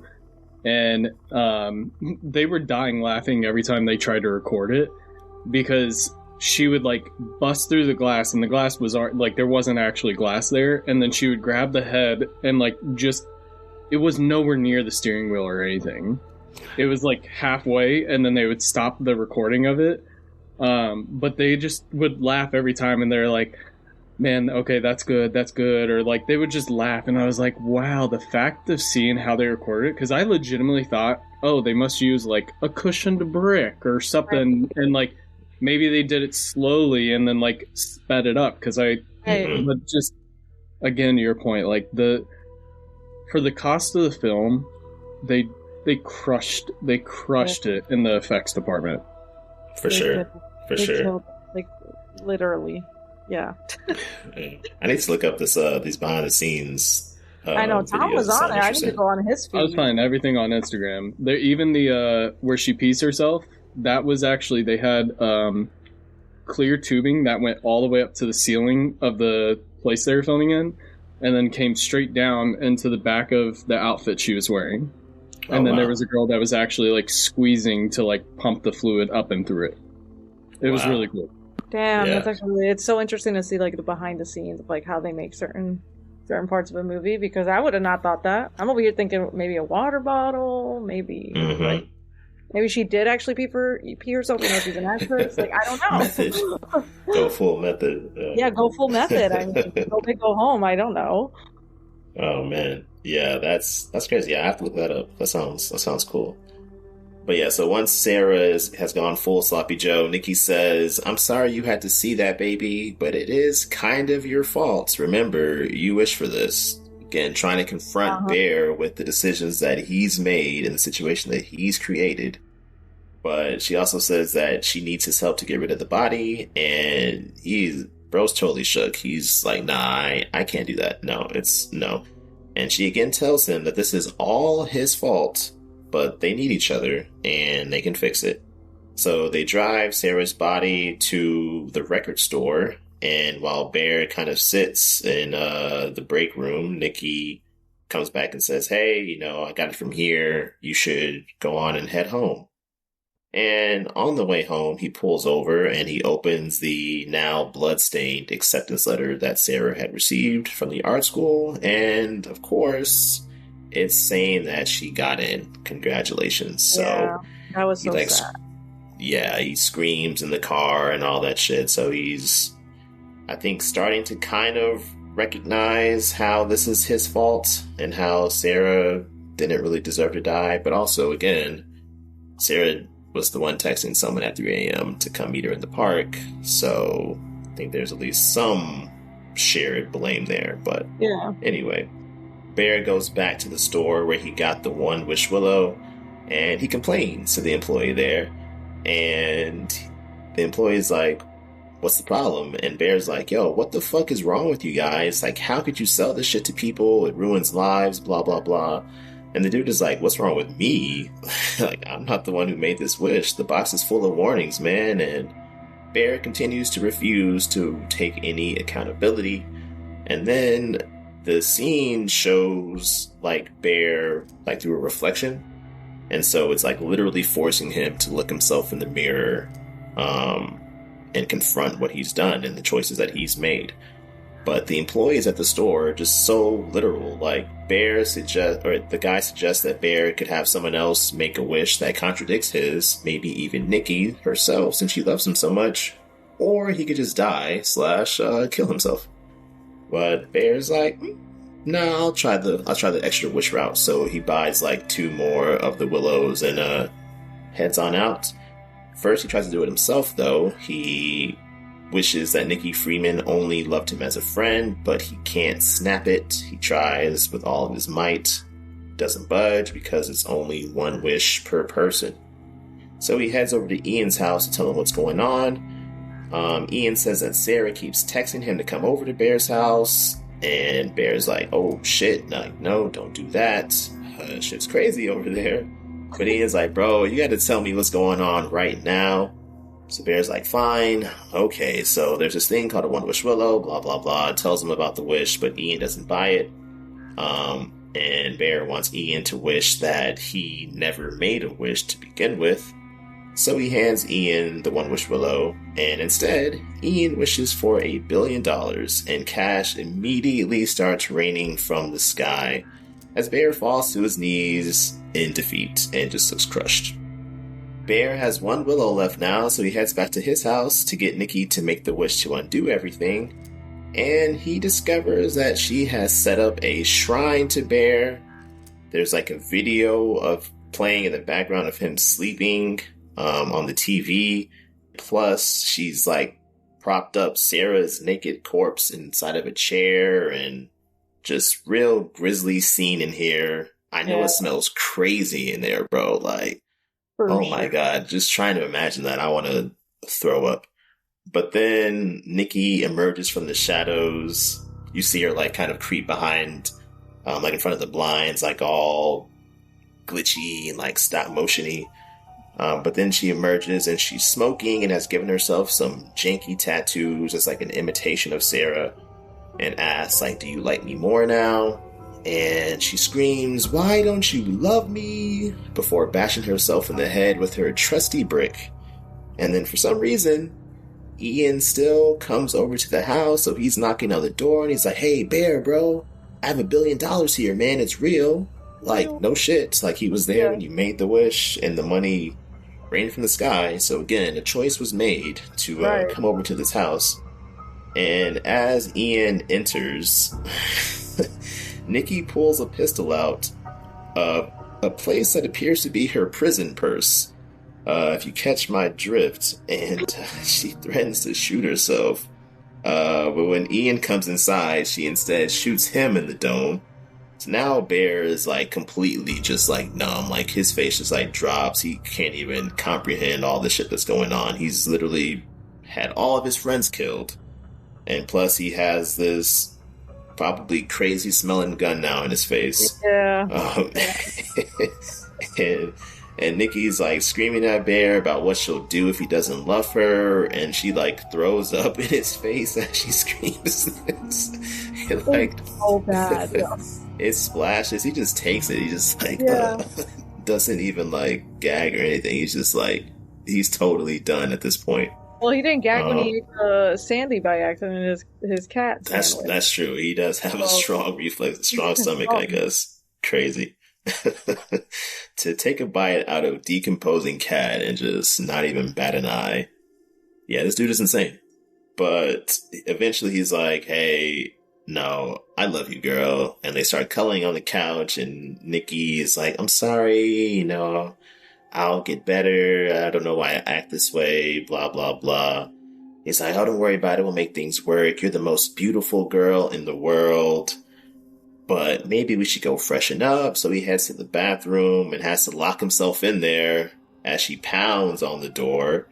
and he pulls out that tiger's eye crystal that Nikki had given him earlier in the restaurant that's supposed to, grant strong willpower and courage and all that stuff.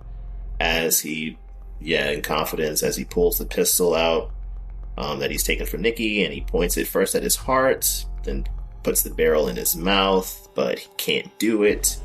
Instead, he goes into the medicine cabinet and pulls out the bottle of oxycodone, while in the background, Nikki can be heard saying that maybe they should take some time apart and break up, take some space, blah, blah, blah. Things that she thinks Bear would want her to say. And then Bear ends up downing the entire bottle of the oxy and sits there for a bit before doing the final Bear thing, which is he tries to change his mind and tries to make himself throw up by shoving his fingers down his throat. Even at the very end, he would have been okay with Nikki still being trapped in her wish prison. Yeah. But before he can do that, the melody from the One Wish Willow starts to play, and we hear it snap. So Bear stops trying to gag himself.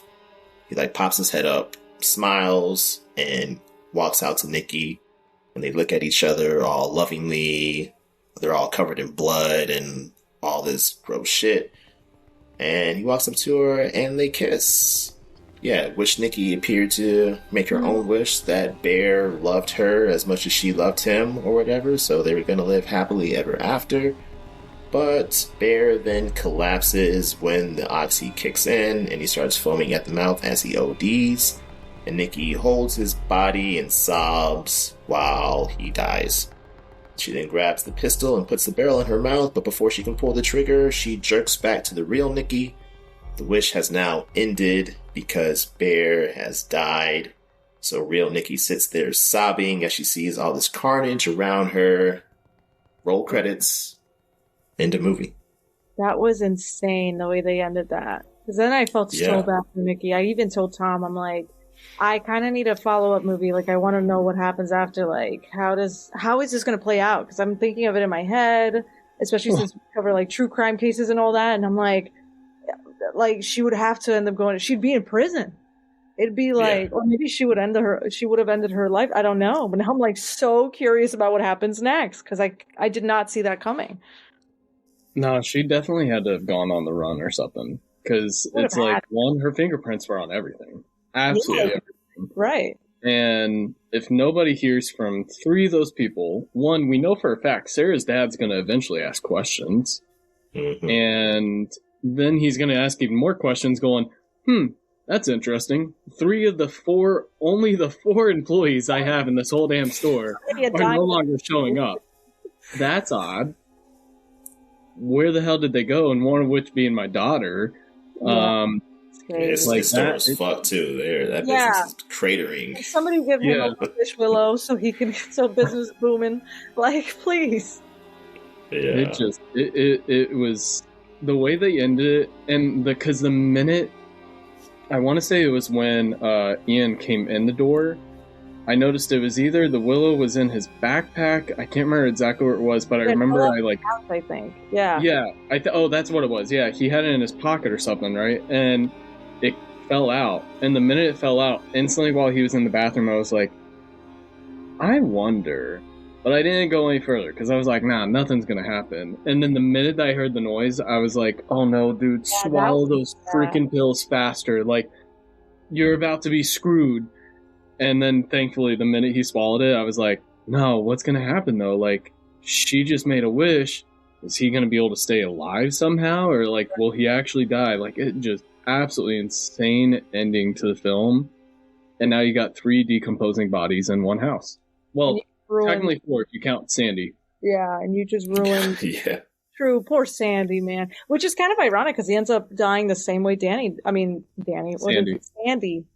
Sandy died. So I was like, oh man, so another foreshadowing fact when you look back at it. And now I'm even thinking, could he she's so, Wish Nikki is so obsessed with Bear, right? Could Bear have just convinced her to make a wish, say this for the wish, and maybe be I know you don't mean it, but I just want you to do this because you'll do anything for me, right? Re-gaslight her. I would be. I wonder if she would do it. I don't know.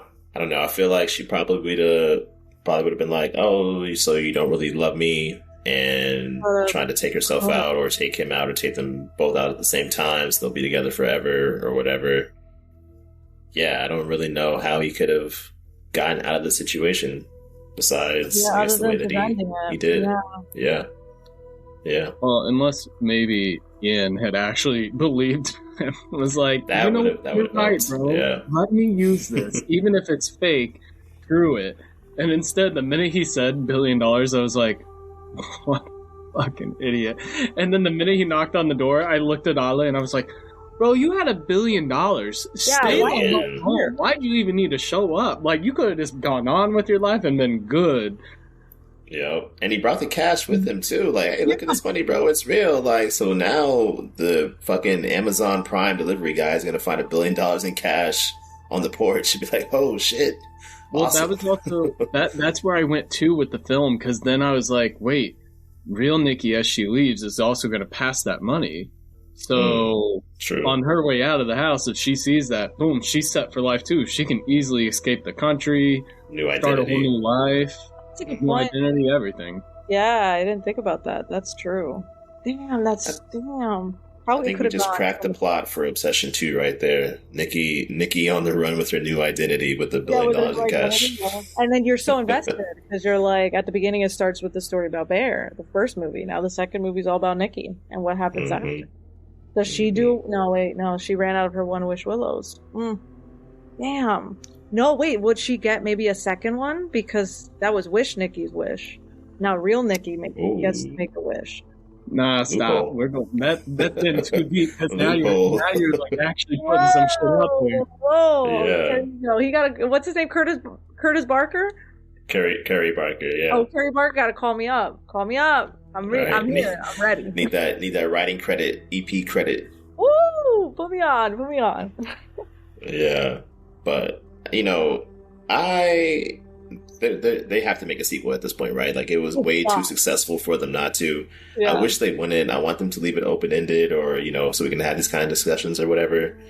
But yeah, it's going to happen eventually. So we'll see. I feel like the strength of this movie was so much based on its like novelty and just, you don't really know what's going to happen. And so now I don't really see how a sequel could really recapture that same kind of feeling and that sense of the unknown. But maybe they can figure out a way to make it, unique and original still. I mean, that's why they get the big bucks, right? Because they're creative Hollywood folks. And I wonder how it'll be next, like with seeing what a big turnout this movie was. I'm sure he's going to be like, give the man whatever budget he needs for the next movie. Yeah. And I think I'd love to also see, maybe if it's not a continuation, but maybe it's a different way of using, maybe it's like a One Wish Willow theme and there are different stories connected. I see what you're saying. Because I think like Final Destination did that whole thing. Like, it was still like some of the families of the Final Destination, but like every Final Destination had its own kind of story. Yeah. I see what you're saying, yeah. And it's like Nikki the one, what is it? Now when you call, she's the one that answers? Like, I don't know. Yo. I don't know. Nah, don't be doing that. I don't know. I'm just saying, like, maybe she's now the customer rep. You know what I mean? I don't think Nikki would want anything to do with this damn thing. Yeah, but I don't know. It's like a commercial. I'm just giving ideas for this movie, the second movie. Yeah. Damn. Guess we'll see. It's gonna come though for sure. But he's supposed to be working on another Texas Chainsaw Massacre, so I guess that'll be his first project, and then that's gonna be fun. That's gonna be circle back to this. Yeah, I think he signed like some deal too for like an unnamed project with Blumhouse and Atomic Monster as well. So yeah, there's some things coming down the pike. So that's awesome. We'll see. Yeah, I've just been like reading on like threads and stuff about people's feelings on this movie, and it was interesting to me because like I had a post too where I was comparing Nikki's situation to like Christian from Midsummer. Because I felt like they were both like forced to participate in these horrible acts and whatnot. But it was interesting to see like the response I got back. Like a lot of people were just like, nah, fuck Christian. Like he made his choices. He's a piece of shit, an asshole, blah, blah, blah. I'm like, well, okay. He cheated on her, right? He was like cheating on her. I mean, his cheating was under the influence of drugs. Like he was drugged with this love potion and all that shit. And then that's when things popped off. So he didn't really have control or consent to anything, in my opinion.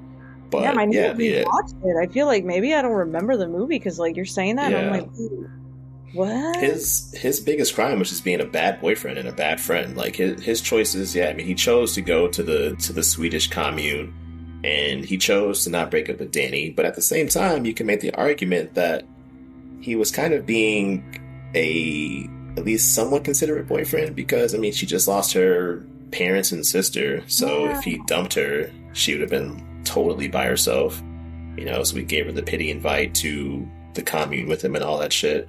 And then once he was there, immediately got drugged and was forced to fall in love and participate in this mating ritual, which I mean, I think there's parallels there between him and Nikki. But for sure. No, I have to rewatch the movie because my God, Tom, have you ever watched it? Midsommar? Nope. Oh shit, my bad. I didn't mean to spoil it. You're good. Damn. I think it's good that you do give him a heads up because it is a very weird movie. It's very just like how Obsession was, except like now think culty vibes. It's very it's eerie, it's creepy. It's like not it'll make you uncomfortable. Yeah, but now we got to watch it because I need to rewatch it because I think I only watched it once. Yeah, and, like you're saying so many things. Like I need to, how like sometimes when you watch a movie, it's good to watch it a couple of times because you end up learning so many other things about it that you didn't notice the first time you watched, and you start recollecting or coming up with different. And like I need to rewatch this. Yeah. And I mean, of course, these are all fictional characters, right? But what happens to these characters and like the writing behind them is based on real things, real ideas, real thoughts, whatever. And so like I'm never going to like defend like Red Pill Bros or the Manosphere or whatever. They suck. I completely understand that. I agree, but I think there's also been a bit of like an overcorrection and being like all men are ass, which I don't think is true. And like that colors like our views of how we view men who are put in these positions that, there's a lot of sympathy towards women in those positions, like losing your bodily autonomy and stuff. I think sometimes we don't afford that same respect and compassion for men in that situation. Like Christian. That's true. That's a good point. It's kind of like the same thought process that you could tell, like when you think of like a pedophile, for instance, you always think of a man, but a pedophile could also be a woman. Yes. The way that the media like frames that shit, like high school teacher gets caught sexting 14-year-old kid. Like if it's a dude, the mugshot is like he looks disgusting and he's a pervert, blah blah blah. But if it's a woman, they pick the most attractive picture and all this shit. All the comments are always like, "Oh man, I wish she was my teacher when I was in school." Like, and I'm like, it just becomes this big joke. Yeah, I was gonna say they do the same thing with the workplace stuff, like the quid pro quo thing that happened with the J.P. Morgan. Oh my God! Yes. They chose like she's beautiful. They chose that, but then every time you see it on the opposite end, they choose same thing. They make sure that it's like the only cases they cover are ugly ass dudes. Yeah, never guys that like the media would be like. I mean, I can understand why that would occur. Right. And I also feel like you don't see much news coverage. I feel like I could see more news coverage unless I'm looking for it most of the time because we're doing episodes and I'm learning about all these stories. But a lot of the news coverage, I see more about the men than the women. And I'm like, no, I want to see a woman too. Like, because a predator can be in all shapes, forms, sizes, genders, like, that doesn't mean that it's just one attached to one. But yeah, it's like similar to what you're saying. Same thing. Yeah, the way they manipulate these narratives to control the population is very interesting. But yeah, I guess I digress. I didn't mean to get on the soapbox there. I just thought it was interesting. They go after the audience too, because they know like, oh, if we show an ugly dude that's doing this type of shit, we're going to get a bunch of people commenting that they're upset and how ugly and blah, blah, blah.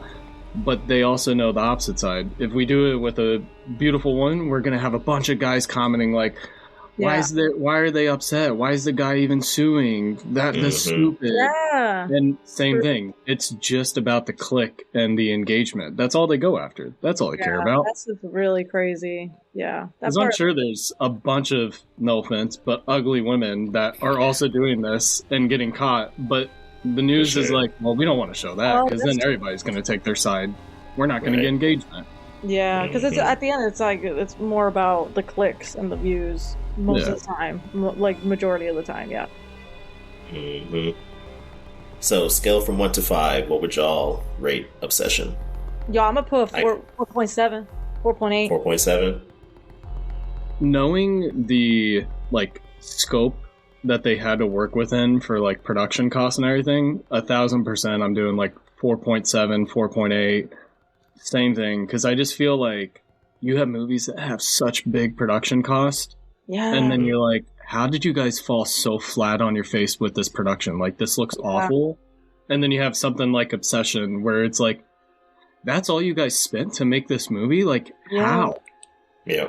It just kind of shows you, like, having, like, a good eye and everything. Because there are movies, obviously, that people spend, like, a good $1 jillion on, and they're amazing. But it's also, like, the ones that don't, wow. They really found such a great formula. I mean, such a tight script. I loved like the score. I felt creepy and eerie all throughout. I also felt like I was on my toes a lot of the time. So I'm like, what's going to happen next? Like this could go 50 million ways. And then somehow some other shit would happen that I'm like, oh God, no, like this is so bad. Like I'm like, should we turn on the lights? Yeah. I'll be curious to see like how this impacts like indie filmmaking moving forward.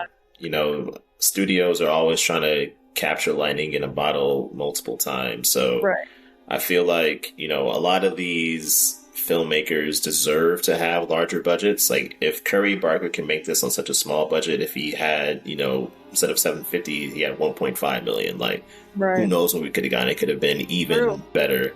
But now this is just going to give studios probably more, you know, reasoning to restrict budget for these smaller people, these smaller filmmakers, and try to make them prove themselves through this craft or whatever their story, which I think everyone's not going to be Curry Barker. Everyone's not going to be or have the same cast as an indie Navarrete who's able to act her ass off like this. So as a whole, I think it might set back indie filmmaking, but I guess we'll see.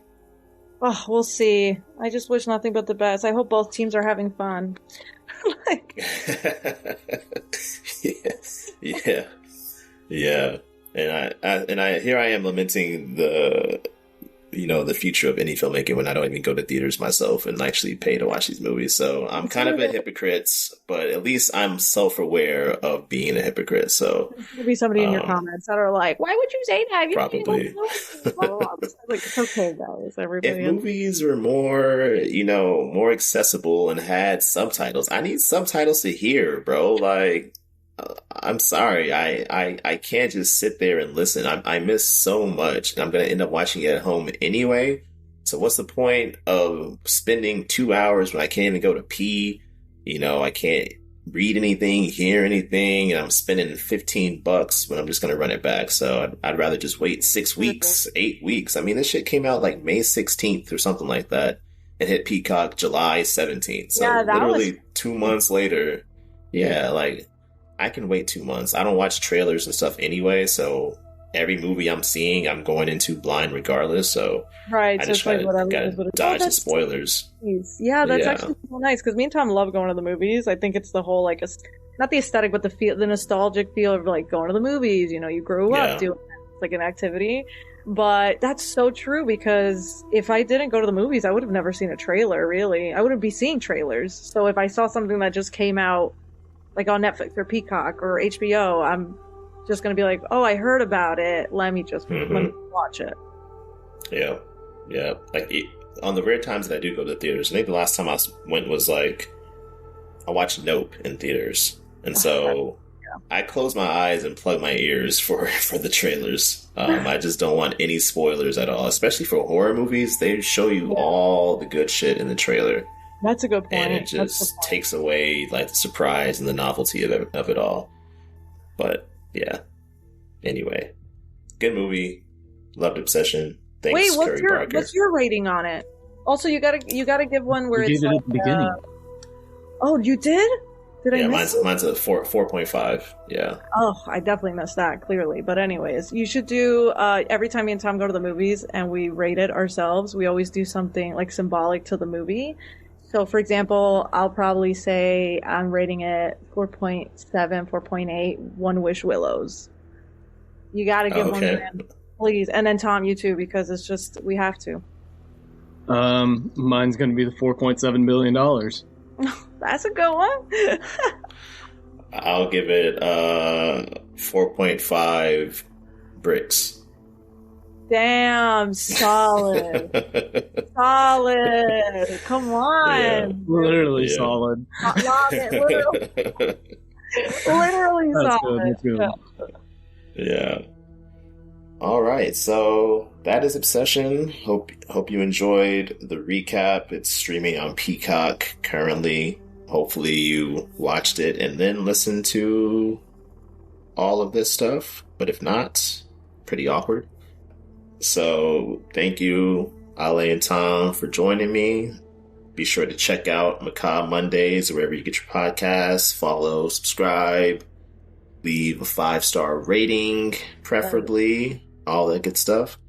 Next week, we'll be back to our regularly scheduled programming, breaking down the Stephen King film adaptations. Yeah. One thing I will say, fun fact about me, if you guys do, whoever's listening right now, you go listen to a podcast, I pronounce things wrong several times. Now, the fact that, Brandon, you just said that you're doing, starting next week, it's going to be famous, loving author. I say, for my whole life, I've always said Stephen King. And so Tom will always have to correct me. But the minute you mentioned you're doing the Stephen King next week, I'm like, oh, great. Oh, great. Put me on one of those. Dude, it was so bad because the first time she ever said it, I was like, who's Stephen King? And she's like, you don't know you've never seen Stephen King stuff? Like, he's huge. And I'm like, do you mean Stephen King? And she's like, it's not Stephen, it's Stephen. I was like, it's definitely Stephen. That's funny. I mean, I can see that. I mean, it's Stephen Curry is spelled the same way, right? But pronounced, yeah. Also, like Vampire Diaries. Well, I know his is like STEF, but still, it sounds it's the same thing to me. The same thing, all the same. So yeah, definitely tune in next week for Brandon's Stephen King episode. Yeah, and thank you genuinely for having us on. I was so excited to like dive in and actually talk about this film. I thought it was really fun. So thank you for having us. Yeah, thank you so much, Brandon. For sure, you guys are welcome back anytime. 5 stars because this is one of the best podcasts out there. Thank you. Likewise, for sure. But that's all for us. We're out of here. But in the meantime, remember, always keep it spooky.